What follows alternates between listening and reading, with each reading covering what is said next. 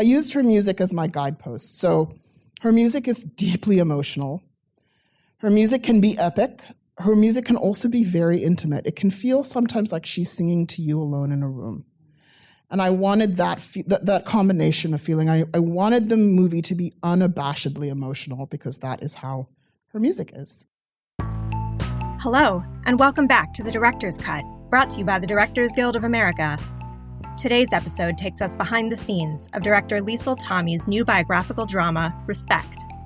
The film follows the remarkable life of the Queen of Soul, Aretha Franklin, from her early days singing in her father's church choir to her journey to find her voice in the midst of the turbulent social and political landscape of 1960s America, to becoming a legendary international musical superstar.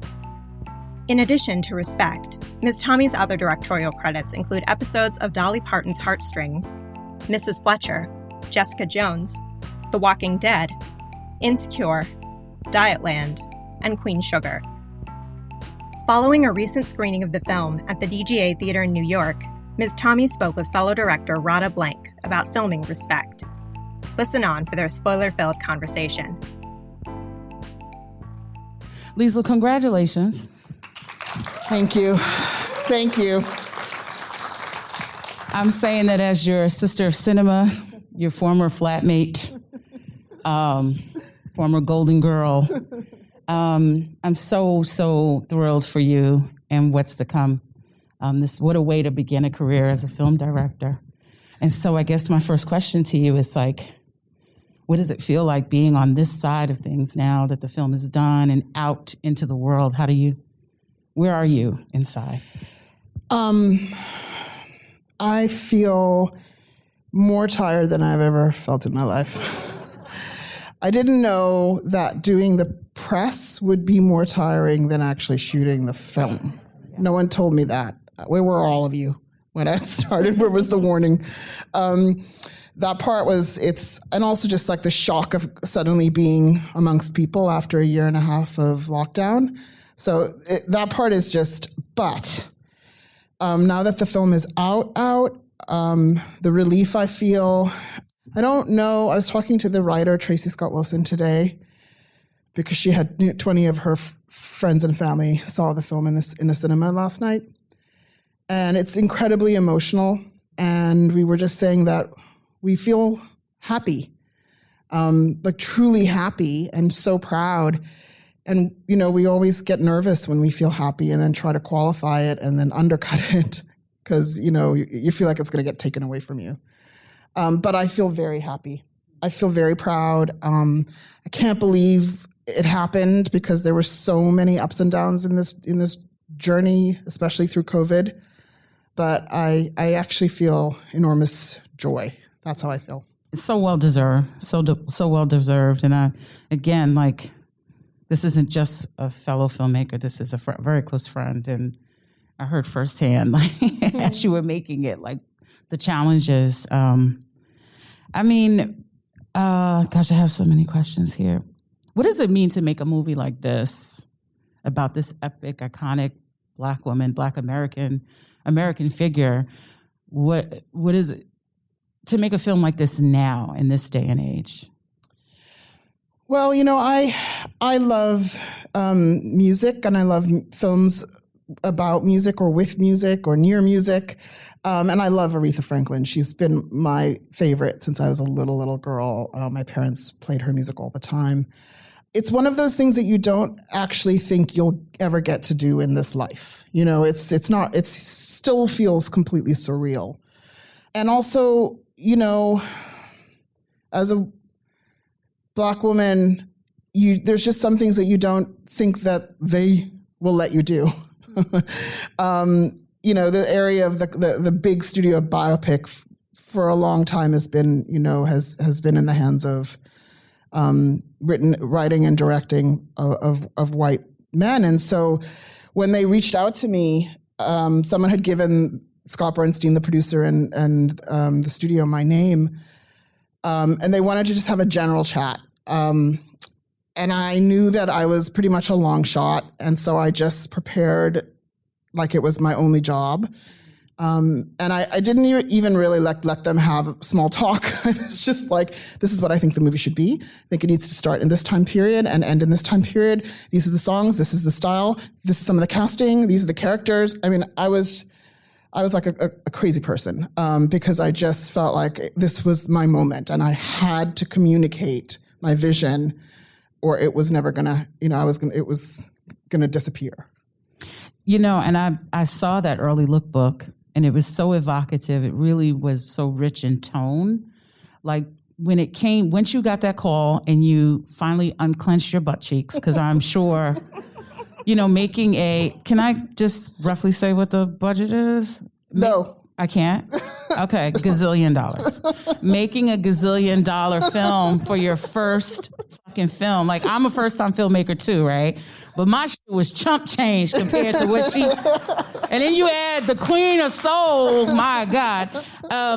So when you knew, okay, you unclenched them, you had two cheeks again. The crack came back.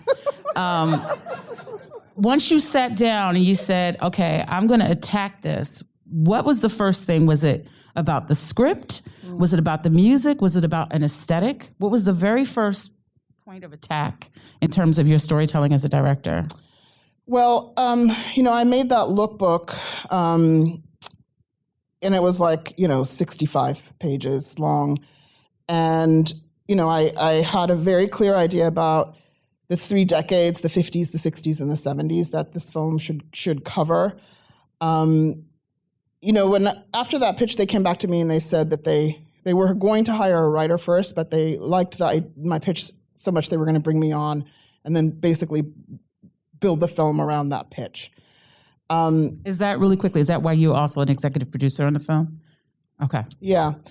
And so that lookbook was, my way of really fleshing out, because I didn't have a writer yet, all the ideas and the themes inside of it, the style, the look, the feeling. And when it was time to bring on the writer, I brought on Tracy Scott Wilson, who is a dear friend of mine, someone I've worked with in theater. I've been a theater director for about 15 years before I moved into film and television. She and I had a show at the Public when we were very young called The Good Negro. The Good Negro is excellent. So I knew that she would understand this time period. She also grew up in the Baptist church, and it had to be authentic. Aretha Franklin was nothing but authentic. And so the script had to reflect really lived-in sensibility. And so she, we started working on it together, and we didn't have a lot of time because there was just this constant clock ticking because of music rights. And so it was a very accelerated process. We basically spent 24 hours a day together for a few months and got this script together. And, there were just... The thing that I wanted for it to do was reflect her music. I used her music as my guidepost. So her music is deeply emotional. Her music can be epic. Her music can also be very intimate. It can feel sometimes like she's singing to you alone in a room. And I wanted that combination of feeling. I wanted the movie to be unabashedly emotional because that is how her music is. And I wanted to use all the craft of cinema, because I can't do that in the theater, to create intimacy. So silences and close-ups and, just her alone with the camera was just such a joy because, I felt like that was a way to make us feel the way I felt when I listened to her music. And I was also, there were certain things that I really was interested in as a filmmaker. And Tracy was, so good at translating these ideas into the script, which was how do you tell a story about grief on, when the grief, the loss happened as a child. How do you create a sense of being haunted all the way through, right? How I hate flashbacks, but I really felt like if you're going to tell a story where trauma plays a part into it, you have to figure out how to film flashbacks, how to use flashbacks. So I wanted to do it in a different way, right? Yeah, well, but it almost felt like a composer creating an aria or a big piece of music where maybe the note is lingering for a long time here, and you stopped it at a particular point and decided to return to it. That's how I felt like when those flashbacks appeared. They were like morsels, like they were just like a shot in the arm in terms of it didn't pull me out of the forward moving of the thing. And I just kudos to you for even making a film of this epic, size and budget and stars. And it did feel very intimate and very personal. Like a lot of times you see movies from the major studios and it feels kind of clunky and overloaded and just like, damn, how many stars they gonna put in this shit? You know what I mean? But it still felt very intimate and it felt like your voice was still in there. Speaking of your voice, you come from theater as an actor, which some people may not know. You were an actor for many years and you were a director. Were there places that you pulled from that experience? And then were there places where you also just kind of pushed back and said, this is not of a theater aesthetic? Like, yeah, I mean, definitely. So, I've done musicals, I've done Shakespeare, I've done kind of big epic things, I've done new plays. And my understanding about how a song can function in storytelling definitely played into how I wanted to use music in this film. I knew that I was going to want to let the music play. Sometimes when I watch biopics, I think, wait, that was it? Like, what? That's my favorite song. Like, why isn't it playing more? So I wanted to figure out how structurally we could justify letting the music play. And so the idea was to place the songs in the script in a way that actually carried storytelling forward, illuminated emotional truth, character revelation, so that the music would function as a scene, And so that was why certain songs were placed in certain places and how, we got away with letting it play. So that was definitely like a theater thing. And then also the way I work with actors, for sure. I have a very specific aesthetic when it comes to acting. There's a certain kind of rawness, kind of realness, I guess, that I like in theater. I like people to forget they're watching a play, and I want the same thing in a film, where it just feels like you're in the room with them a little bit. You're just watching life happen, and that's that takes a certain kind of trust that the actor has to have. And I definitely push actors hard to get to that raw emotional place. And that comes from having been an actor and then, being a theater director. I wanted to ask you about that, about the process of working with these actors and creating this world.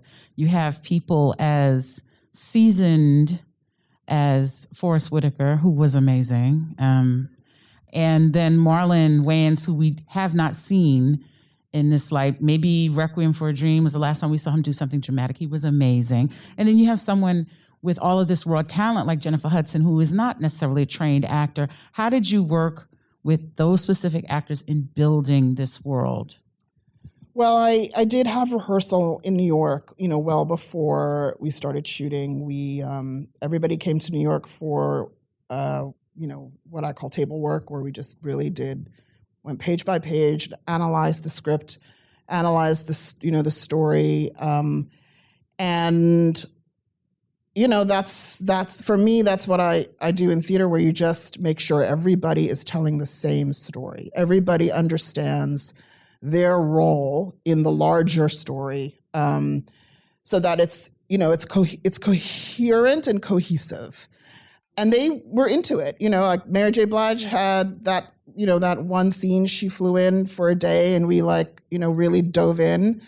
But in addition to, doing the text analysis, there's the conversation around what this means, what it's like, what is similar in their lives, all of that stuff that is what gets everybody inside of it. Yes. And then then we all have a common language, so when I talk about the events of the scene, when we're on set, we know exactly what that is because we worked on it in a rehearsal room together. And, and someone like Forrest, he loves it because, he's genius. I don't know how I hope that every director gets a chance to work with somebody, an actor like that, because he's so generous. After every scene, he would come like lumbering up to me and go, "Did you get what you wanted?" And the first time he did it, myself, the DP, the crew, we all kind of were like, "Oh, what's Forrest is mad. He's coming up to me." And he was really just checking in, and he always checked in. He believed in the vision, and he wanted me to be happy. And with Jennifer and Marlon, I have a dialect coach, movement person, vocal coach, and and an acting person that I trusted who had the same language as I did. And I had them start working with this team about 6 months before we got onto set, because I wanted a consistency of style. Also, I wanted there to be authentic period dialect, movement, and just all of that had to be consistent, and that requires technique. And I feel like it's my job to set people up for success. It's my job to make sure that you create an environment where everybody's on an equal playing field. And so, yeah, there was definitely times in the early days where the studio was like, "Why are we paying for all this so soon?" But I was just like, "I promise you it's going to pay off." And it really did, because people got to set, they were prepared, they were excited, they were happy. I think the most dangerous thing on a set is actors who are afraid. That's when people don't want to come out of their trailers, when they feel like they don't know what they're doing. That's when all kinds of shenanigans happen. And that didn't happen because everybody was ready. I do hope I get to work with someone like Forrest one day, because the lead of my movie was such a problem. I just cannot stand her. And we don't talk at this juncture. We probably won't work together again. But yeah, I love that you're talking about technique and structure, because I think it's very easy for people to see people who look like us and think we're just talented or we're just working with talented people, and that there isn't like a real strategy and blueprint created. And then, like you said, months ahead of time. That movement, those authentic movements that she was doing, you often see people, I guess, when they're arriving at period, they maybe think the most important thing is like hair and wigs, but people move differently, right. Because I've heard Jennifer talk about this also, about like women were just conditioned in a certain way and acted a certain way in public at that time. And that's all through your film. And so kudos for you for doing that. What was it like? Now, you've known Tracy and Clint Ramos, who was the amazing costume designer you've known them for years. What was it like working with friends on your first film? I would also add Ina Mayhew, the incredible production designer. I've known her for years. I worked with her on Queen Sugar and then on the Dolly Parton project for Netflix. I kind of felt, because it was my first film, I had to have a posse, because I was like, I need people who will take a bullet for me. It's especially on a studio film. There's just so much politics. There's just, the stakes are so high. Tides are shifting constantly for all kinds of reasons. I knew that I needed to have people that I have history with, that that I really trusted, and who also wanted me to succeed. Wanting something for you as opposed to from you. Correct. Yeah. Correct. And so, and I had to fight for everybody. Everybody was a fight. Every single hire was a fight, because I wanted to bring on people who hadn't done film before, or had only done, were very accomplished, but in television. But because I wanted, diversity in the hires, I just had to keep on reminding everybody that it's not about being experienced, it's about access. Because if I was going to just go with people who, had done big studio films, it would be a very small pool and everybody would look the same. So Clint, who did the costumes, had never done a movie like this before. Ina, who was a production designer, had been doing only television. So, there were a lot of people that the studio just they couldn't track it. And so I had to really kind of talk to them about how it's our job to open up the conversation. And there's no point about getting on panels and wringing your hands. You just have to do it. And of course, they're so happy now and so proud and amazed at what they're seeing. But it's for them, it was a risk. For me, it wasn't. Right. And, years from now, they'll be lauded for, being allies and appearing anti-racist. But, sometimes you have to push them to that place. I want to go back to you editing down this epic story. I saw one of the first cuts, and I think it was 10 hours long. I'm just joking. Just joking. No, it was 3 hours and 15 minutes. And, for people who don't down from 5 hours. Yes, exactly. It just started 5 hours, which, it's Aretha freaking Franklin. And, gosh, I'm also very proud of you that you didn't take the typical cradle to grave, that you brought her through a particular journey in her life. But how the hell did you edit it down to 225? And the choice of, there's something that also felt deliberate about your editing and your shooting. I did not see many acts of sexual or physical violence, and it feels deliberate to me. Can you talk about those two things? Yeah. Yeah. I always knew that I was not going to use graphic violence in this. I spent a lot of time figuring out how to shoot those scenes so that we could, leave it to your imagination. I feel like we've been traumatized with so much violence, images of violence, videos of violence over the last, I don't know how many years now in this country, that I did not want to re-traumatize the audience. I wanted to tell a story. I also, I sometimes think when there's the thing that happens where you actually degrade your character as you're telling their trauma, and I didn't want to do that. I wanted to protect the character. I also wanted to protect the audience, frankly.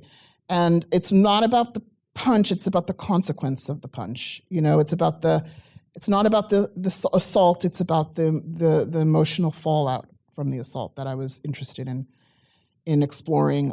I edited the movie during lockdown here in New York. We had 7 glorious days in the edit bay, and then we got shut down.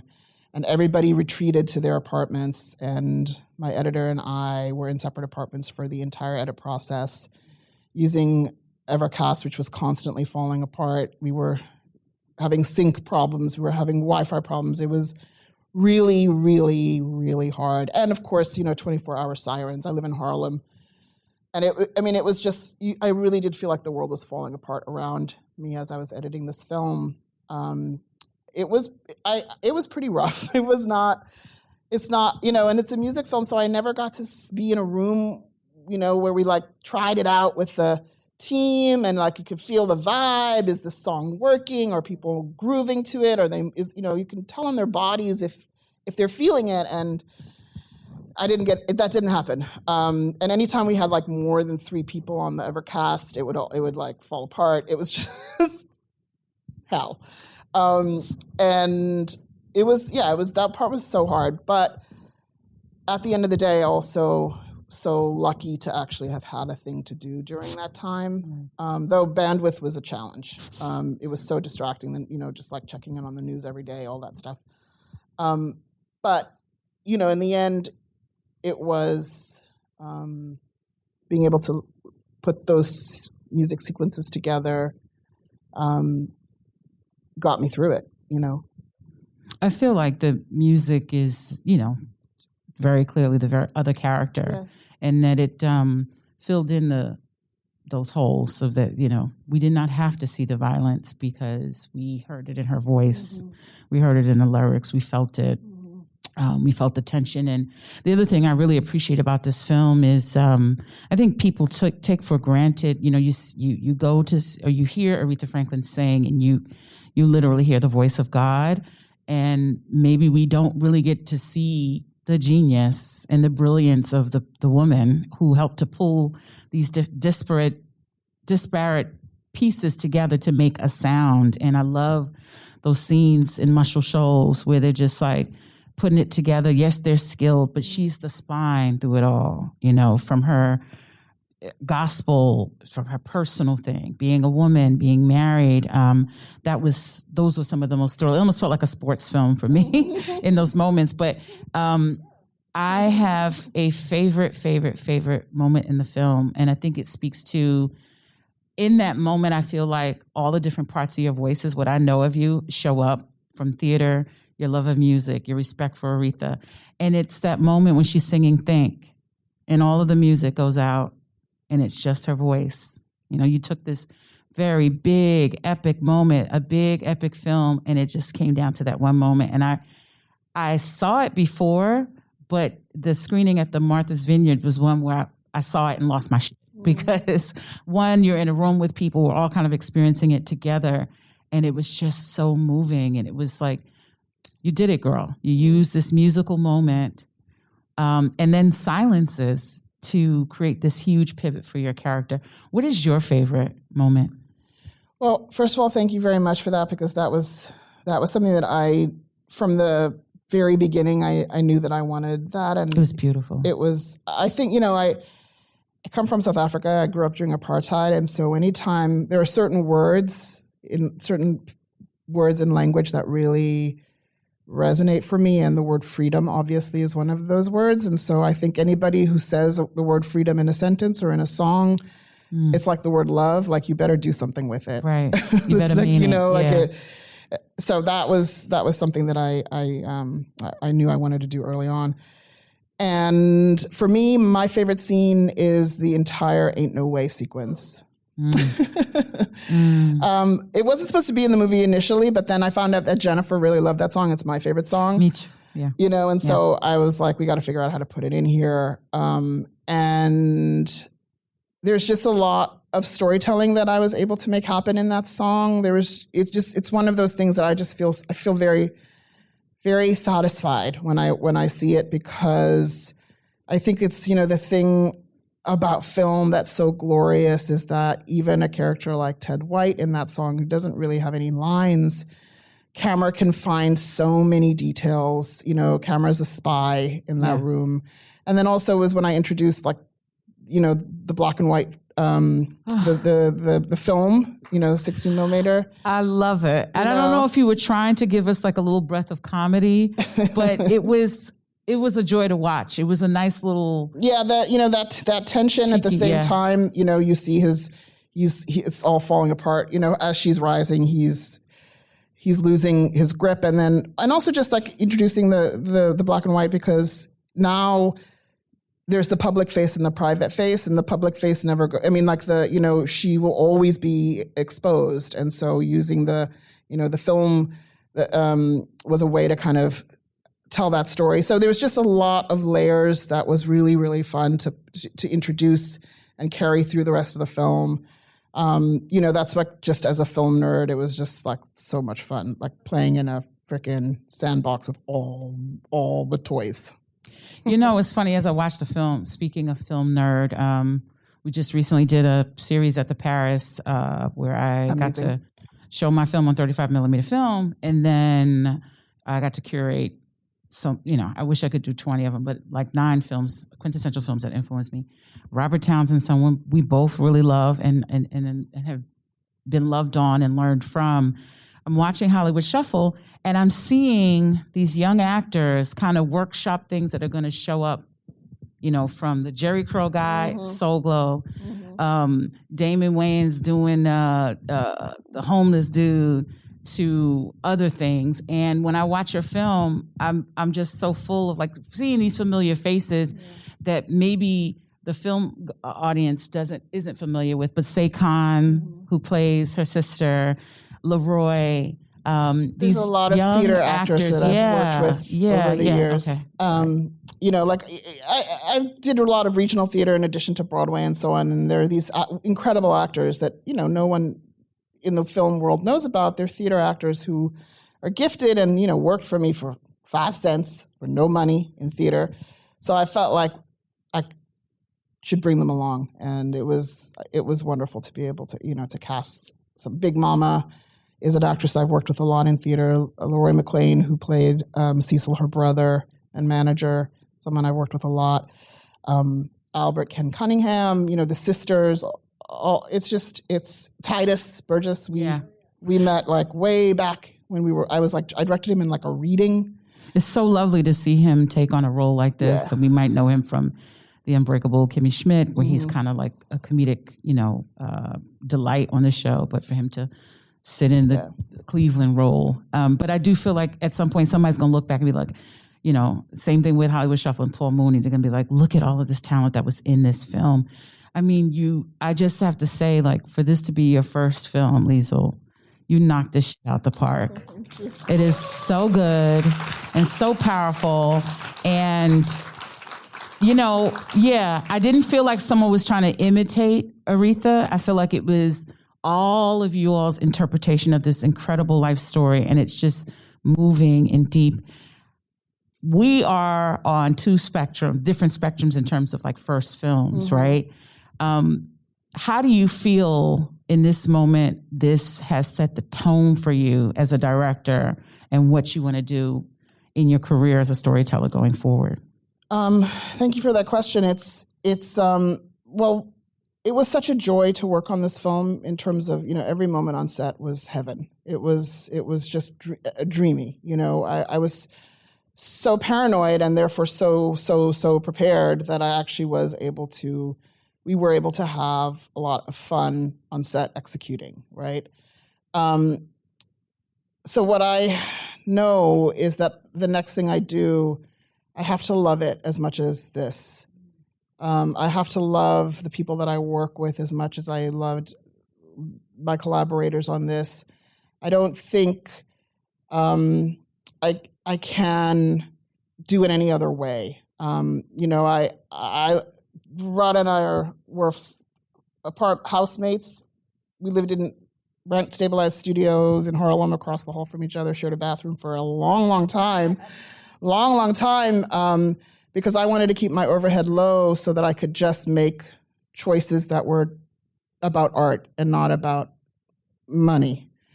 And so for me, this film felt like an extension of that. It was me making a piece of art and having a conversation with the community the way I did in theater. And I just know that to me, it's like, I don't think it's about like, oh, I made a movie for this much money, so my next movie has to be this much money. It will always just be about like, can I pour my heart and soul into it?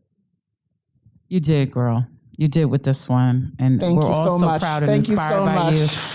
I want to say thank you to the DGA. This is a real full circle moment because last year when my film was coming out, Liesl hosted, and now I get to have the honor of hosting her for her first an amazing first film. So thank you, DGA, for having us. Thank you, DGA. We love you. Thank you to the members. Thanks for our health insurance. Yes. Proud card-carrying member. Thanks for listening to another DGA Q&A. If you'd like to hear more, The Director's Cut is available wherever you listen to podcasts. And be sure to subscribe, rate, and review. We'd love to hear your feedback, and you can help fellow film buffs find the show. Thanks again for listening, and we'll see you next time. This podcast is produced by the Directors Guild of America. Music is by Dan Wally.